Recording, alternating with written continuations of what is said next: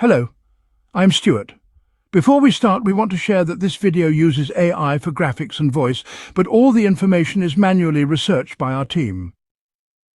Here in the video, we will share the details for the Diablo 4 error code 332017. The error reads, "Purchasing this product is not available at this time."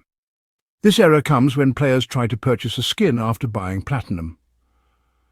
Players have shared that they are able to purchase the platinum without any issues, but when they attempt to use it for the demon skin pack, they receive this error. According to our research, this error seems to appear when the purchase is made while in the game. Many users have reported that the error usually doesn't occur if the purchase is made from the main menu. Also, this appears to be a long-standing issue and not something new. The first thing you should do is wait for some time and try again later. According to reports, if you try to buy the item again immediately after the first attempt, it may continue to show this error. So just give it a little time and try the purchase again.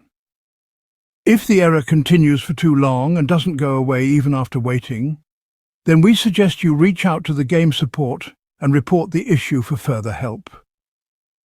Thanks for watching. This is all we have for the error. If this video helped, don't forget to like, share and subscribe. Have any questions or issues? Drop them in the comments below. See you in the next one.